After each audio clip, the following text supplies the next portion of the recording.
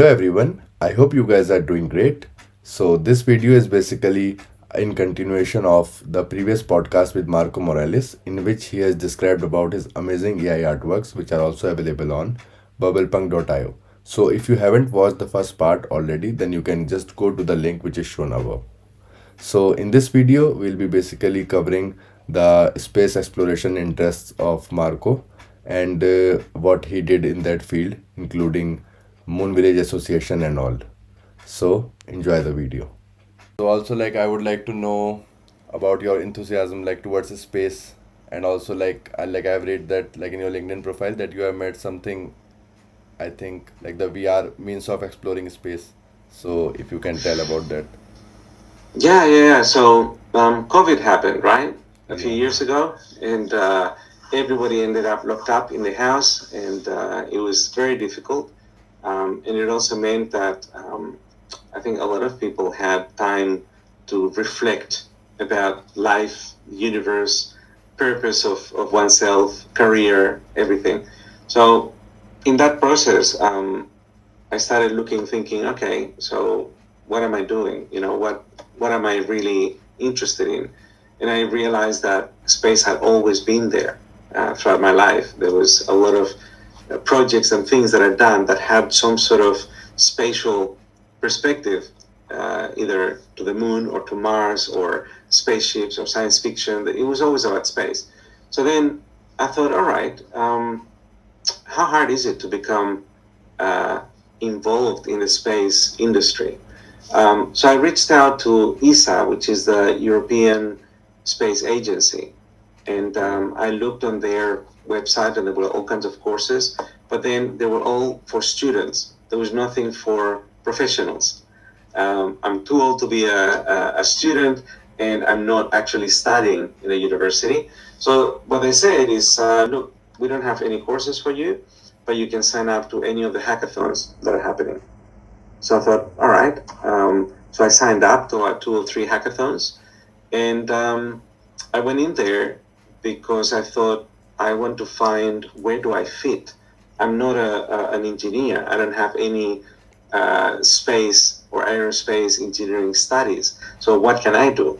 So I entered the hackathons, and I realized that I could do what I do in my day job, which is bring together all the different stakeholders, bring together the engineers and the business people and the geologists and the scientists, and organize them so that we Hmm. can come up with solutions that they could then go and work in the respective areas of expertise, and then bring it together.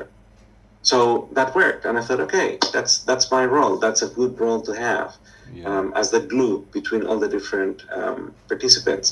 So that's how it started, and then yeah, after that I got more involved in all different associations, and one of them is the Moon Village Association, the Yeah. MVA, and they asked me 1 year to be a mentor in one of the hackathons that they run, because by now I had participated in a lot of hackathons to the point that I started offering to help. And then Okay. they started calling me to guide some of the design thinking workshops, some of the innovation in business for the hackathons. And so they called me, and I participated. And what I thought was interesting is that a lot of the solutions were created by engineers who were using something like SolidWorks or CAD to create a 3D solution, and then they would export an image, put it on a PowerPoint, and present it as a flat image. And I thought, that's such a shame. You have all these 3D bits of engineering, and you're still printing it out on a flat surface to show it. So Okay. at the time, I thought, okay, we need to do it differently. And then this was maybe 2 years ago. And then last year, I think between 2 years ago and last year is when the metaverse kicked off. Hmm. So I got involved with that as well. I joined a whole bunch of hackathons. I did a bunch of projects in the metaverse for Decentraland, for Roblox even. I got involved with the Metaverse Architects Hub. So I learned how it all clicked together and how it came together, looked at all the different platforms. And so this year they called me again from the MVA because they were going to run the hackathon again. And I said, well, how about this time we make it so that all the ideas can be exported into a 3D environment, into a metaverse environment.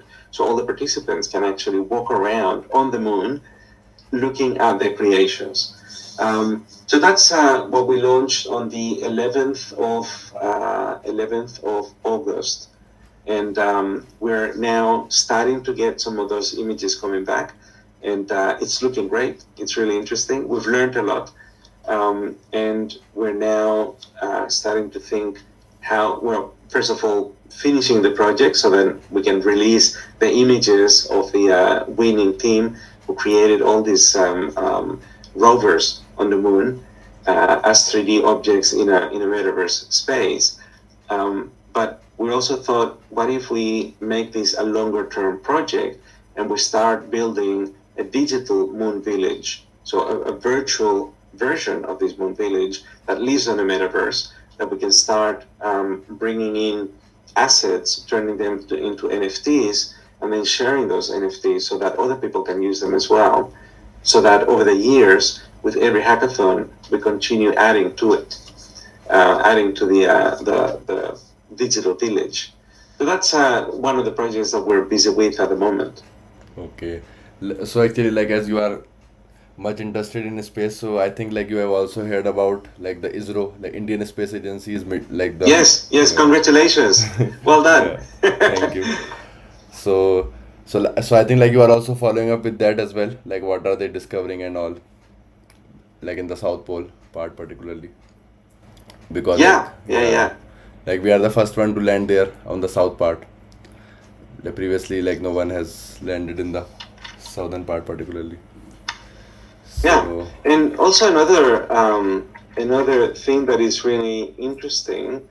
Um, I'm just trying to remember the name. Basically, I spoke to an Indian student who had created the smallest CubeSat ever, and it was destined for Venus. oh, And I cannot remember the name of his microsat. I'll have to look it up and share it with you later. But okay. that was another project that was really interesting. It was a high school student from India who, with a team, Oh, they put together this CubeSat, which is basically a regular CubeSat used to be 10 by 10 by 10 centimeters. So it's very small, right? It's not one of the old ones that you think. And then the PicoSat came in, which is 5 by 5 by 5 centimeters big. So it's okay. even smaller. 5 inches, 5 inches. You mean Oh, no, centimeters. centimeters? Okay. Oh. I don't know how that translates to inches. No, no. Actually, it's fine. Like I know centimeters also, but I was just confused in the units. Yeah. So his is, I think, the Venus TinySat. Um, and I think I'm just looking quickly to see if I have a bit more. No, I don't have it. But if you do a search for Venus TinySat, Hmm. you'll find it. Okay. So like, what does that do basically? Like what is the motive? Um, right. So if I remember correctly, what it does is it's basically a satellite is something that you can send to space.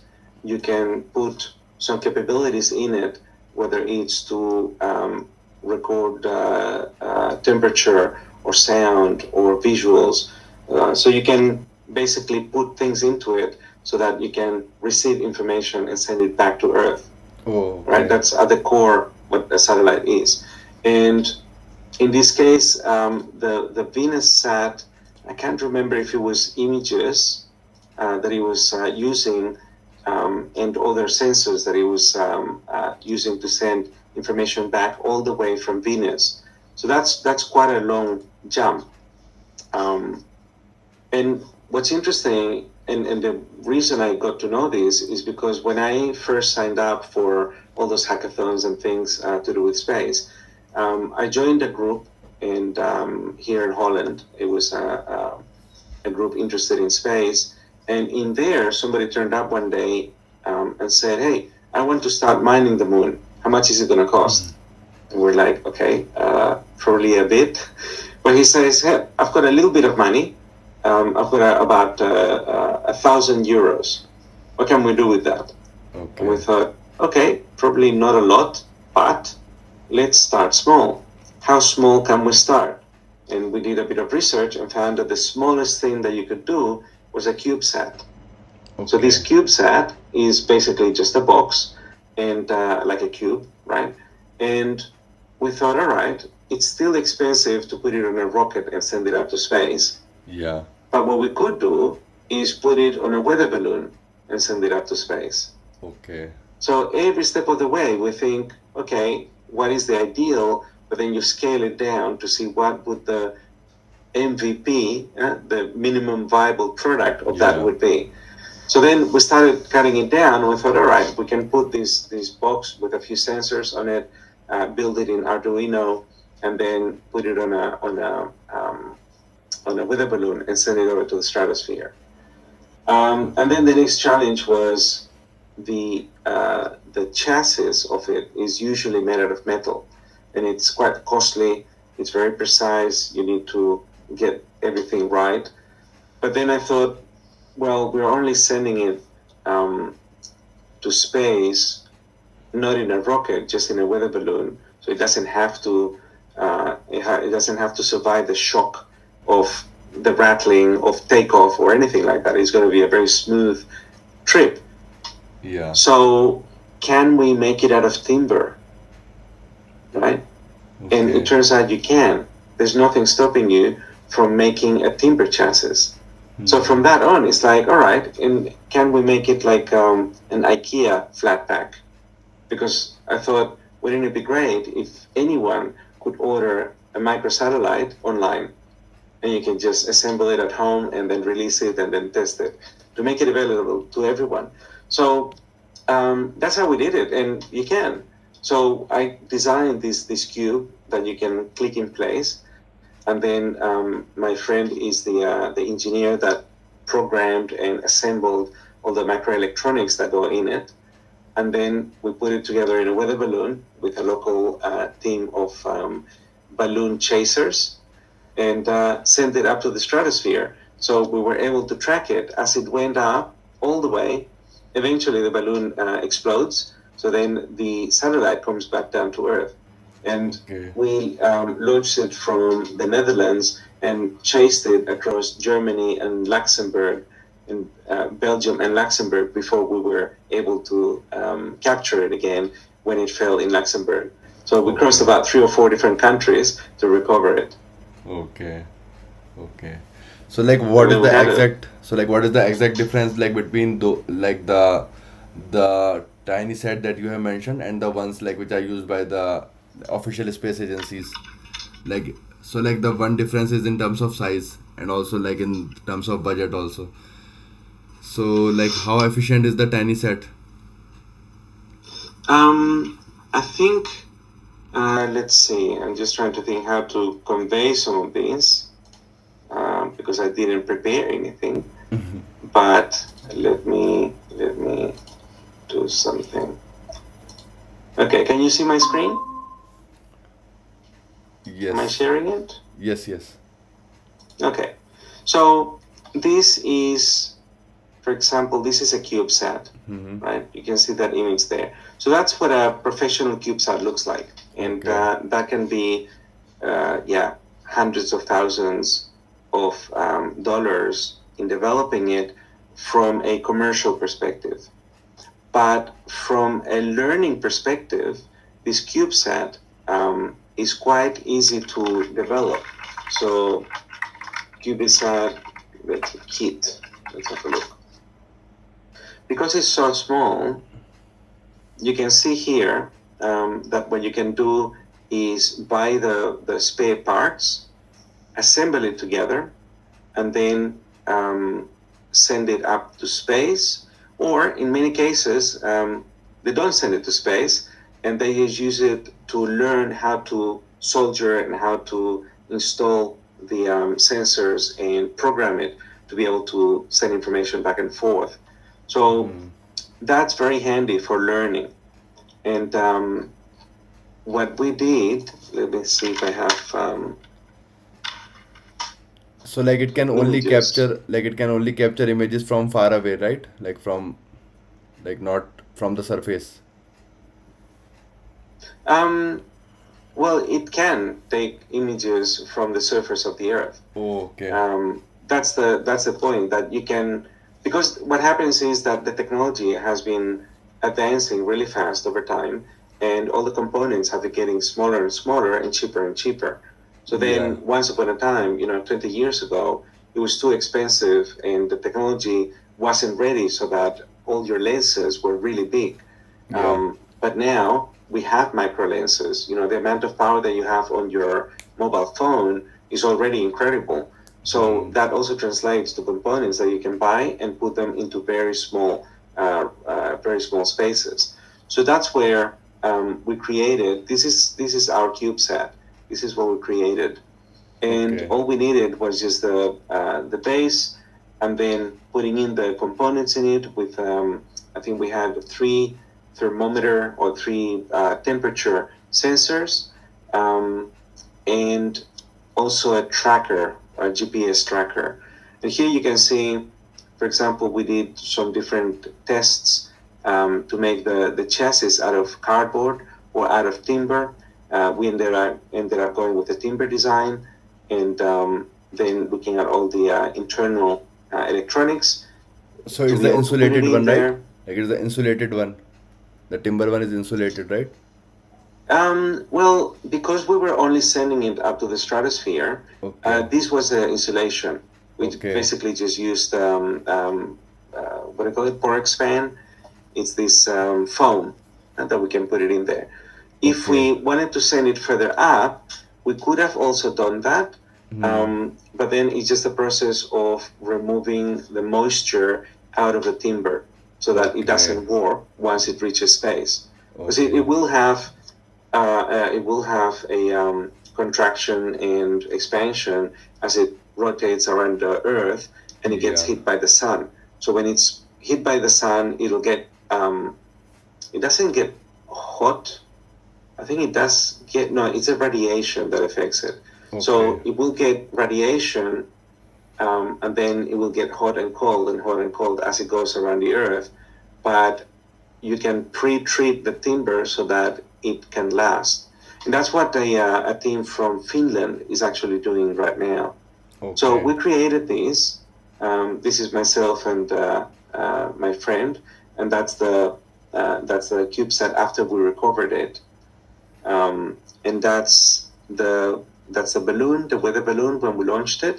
And here on the right is after driving all night where we found it. And it went up to how was it? Departure. It burst up 24 kilometers Okay. um, up in, Height. in, in Height. altitude. Yeah. Okay. So And like it how to reached call it minus back 37 basically? degrees. Okay, minus 37. So like how to call it back? Like once it's basically like into the space, then is there a way to like call it back like to the earth? So we didn't do that. We just waited for it to burst, right? So that Okay. was that was a simple way to do it. Once it went up and up and up, eventually the balloon, um, just due to the air pressure, Mm-hmm. um, it bursts with a big bang and then it falls straight down. So that's Oh, what we did. But okay. we did consider. See, the the track that it did, leaving from The Hague, and then went in the sky across until it landed again in Luxembourg. Okay, so like So that's so actually like the way like it fell down like is due to the fact that like there was still the gravity there. So like what if the yeah. like it reaches above the gravitational pull? Is there a way to call It it back? has to, yeah. So it would have to go quite. quite a long way further Yeah. before it reaches the point of no return, right? Hmm. Before it goes out. Yeah. But even by law, all the microsatellites need to have a trajectory of Hmm. failure so that they eventually leave space. The idea is that they don't get there caught up Yeah. as rubbish, floating rubbish, right? So you do want them to eventually fall down. So you can calculate how far you want to go and then at what angle do you want them to run, so you can then calculate how long they're going to be running for. Is it 1 Okay. year? Is it 3 years? Is it a few months? But making sure that it always falls back down on Earth. Okay. So like that CubeSat that you are showing, like the Mm-hmm. affordable one. So like it's also capable of like going beyond the Yeah, like yeah. like beyond the stratosphere and then come back. So it's also capable of that. Yes, Okay. it is, and like this is the theme of the balloon chasers, who were keeping track of it. Okay. That's the balloon there as it went up, and this is how we tracked it. As we drove, we were able to follow it through GPS. Hmm. Okay. And that's the other team looking for it, driving at night as we were tracking it until we eventually found it when it came back down. Okay. So, but yeah, these So like how much it costed had, you like for the entire procedure? let me think. I can't remember, but it would have been maybe about 150 euros, something like that. Okay. Okay. So like So it's not including expensive at all. so like including the travel like No, I didn't. No, parts only. okay. Okay. Right? So parts only was about 150 euro. So that's quite cheap. I mean, this, for example, here, we didn't end up doing it because we took a sprint approach, right? Agile Hmm. Okay. and rapid prototyping approach. So we wanted to achieve a lot of things in a certain time. One of the things we wanted was to put a camera in it. So we actually got a GoPro, and this frame was going to have a GoPro on one of these little triangles, and it was going to have a baluster on the others to even it out. The CubeSat was in the center, and it was going to hang from the balloon and go into space. But in the end, I think the problem was, what was the problem? There was a challenge of why we didn't do it. And I think it had to do with securing these. Okay. I think it was to do with how to secure it so it would point at the. That's right, because we wanted to have one camera pointing at the CubeSat so you could see it as it goes up into space, and another one on the CubeSat itself by facing down so that you could get a shot of the Earth as it gets smaller and smaller. But to do Okay. that, we would have had to wait for some parts that we're waiting for, and it would have taken another month of programming and tweaking and getting it ready. And we thought that will be version 2. So for version 1, we did without the frame, and we just put the thermometer, the tracker, and altitude, distance, and temperature, Temperature. and went with that. Yeah. Yeah. Okay. Yeah, that's And then Finland is now doing something similar. It's a Finnish CubeSat made out of timber. Uh, so there we go. This is the WoodSat. okay. So it's happening. It's we thought why not, and we're not the only ones who had that idea. Um, so it's now being tested by NASA to see how to send CubeSats made out of timber. Hmm. Okay. And yeah, and then the other one is the Venus Sat. Where is it? There's a smaller one, right? Yeah, yeah, Okay. the Venus Tiny Sat. Um, mm, So like it reached on the surface of Venus? I think so. This is, I mean, this has been a few years since I read it, since I was involved in this, so that's why it's not on top of my mind. But this was the Venus Tiny Sat. Okay. That's it's a pocket cube. It's 1 by 1 centimeter Oh, each side, so okay. that's Very very small. small, Yeah. and it cost about 20 to 50 American dollars to make. Oh, So yeah. this is very interesting also because that's the direction in which a lot of these satellites are going. But the Instead rocket of cost, I doing, think, like was more, right? sorry, The rocket cost basically to deploy that onto the rocket. I think yeah, it's more. Like they haven't included the rocket cost in $20 to $50 that they have mentioned. no, of course. I mean, Okay. that's the cost of materials to make it, but that's it. Okay. What it means is that if you're interested in space technology, it's very accessible. You know, Totally. you can buy these things and you can start playing with them at home and achieving something with very little. Um, you know, this is images that you can capture.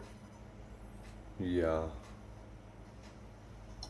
And so it's really nice that you don't need a lot of money to get started, right? You can reinvent a lot of things. You can say, well, instead of looking at the absolutely perfect futuristic version, I'm going to look at the minimal version that I can do today and then try that. And then the next version, make it better. And then the next one, and so on. Okay. So like have we covered like all the planets basically, like in terms of capturing the images, or is there like any planet left, like in the solar system particularly? I don't know. I don't know. Ours got as far as that, and then that's where we got to. Now, let me, because we started calling it the Now Solaris project, Okay. but I think we still have some images out there of the CubeSat. See,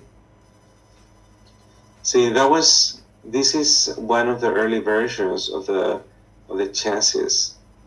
It's quite simple. It just clicks in place so you can disassemble it. Okay. And the idea for that is that this is a prototype. This is a very early version of it. Yes.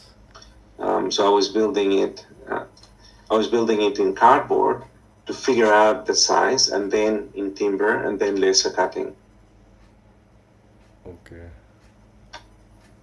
That sounds interesting and looks interesting as well. Yeah. Yeah, yeah, yeah. So I think it's a case of um, look, here's some of the here's how it progressed, right? So doing some of it just with cardboard to because in the end it's a box. So how many ways are there of creating a box? And also I wanted to use the minimum amount of metal. So I wanted Hmm. everything to be just very easy to assemble and click because metal is heavy and Yeah. you can only put so much weight in it. Yeah. So we did that, and then uh, this is one early version of it. So it all kind of assembles into it, and then that's it there. That's another version of it. That's uh, working on it. We also tried cardboard, but in the end, timber was the best way to do it. We also tried different types of material and laser cutting. Okay. So that's another one, just different materials.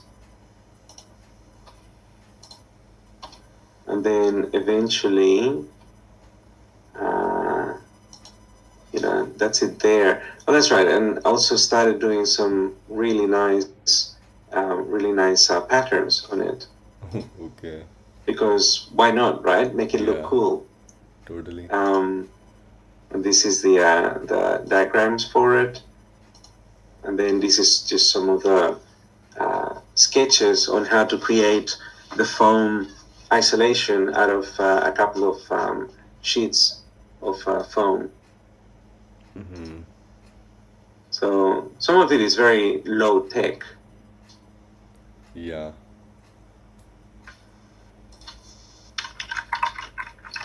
I have another one for Instagram. That's your organization, right? Now Solaris. That was the name of the project company we started. Okay. Because we thought we were going to make a lot of these and start selling them all over the world. But then once we made it, we released it, we talked about it, and then we thought, all right, what else? So my friend went on to a project about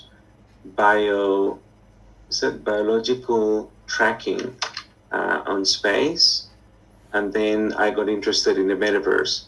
So we left it there. This is the Infinity one. We left Okay. it there and moved on. So it's just another project we did, and we learned a lot. And we gave a few talks. Also because we did this in 6 months, we were able to go from nothing to launching a microsatellite into space in 6 months. Okay. And So a like the lot of one. people were. So actually the one like that's being shown in this photo, like is of what dimension particularly? The one with This the is pattern. 10 centimeters by 10 centimeters by 10 centimeters. Okay.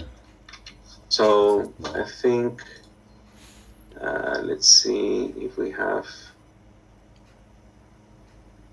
well, maybe you can see it here in the corner. Yeah. Okay. That's so small. So that's the size of it.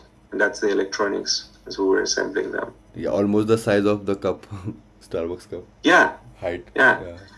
And what's happening now is that a lot of companies are able to create this size microsatellites and send them as a swarm. So rather than having just a single satellite, they have a lot of microsatellites which can create a grid as they fly through, and they can be guided a lot easier. So then the amount of frequency that they can go over a particular area is much higher. So instead of having just one satellite that goes very slowly around the Earth, and you have to wait for it to go past and then go back and then go past and then so on.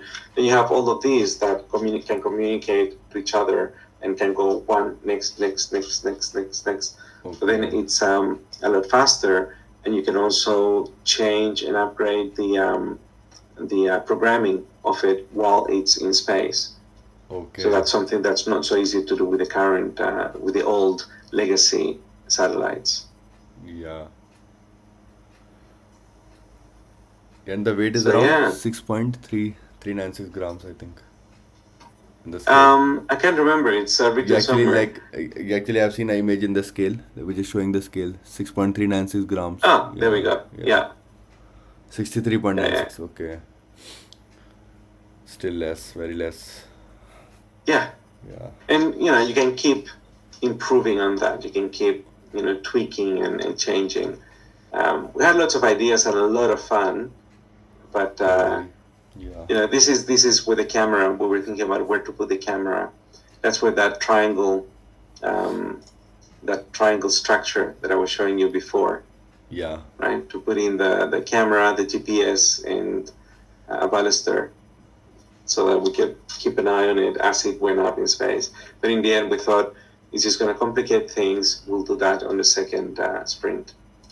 Okay. Yeah, Cool, that's, huh? yeah, that's really cool. I will definitely like look into it more, and I think Yeah. So if you have a dream, just go and do it. sure. And you have to cut it down to what is the minimal, what is the smallest step that you can take. and then take that one first. If you think about it too big or too grand, then it's going to take a long time. You're going to need lots of money. You might get disheartened because you don't see a result for a long time.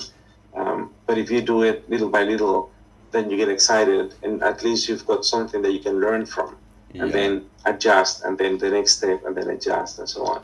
totally, totally agree. Yeah, actually, like Elon, like what Elon Musk did is like was quite spectacular in terms of like the reusable rockets and all. I think like he Mm, hasn't planned for the small things. He just targeted the exactly, big ones first.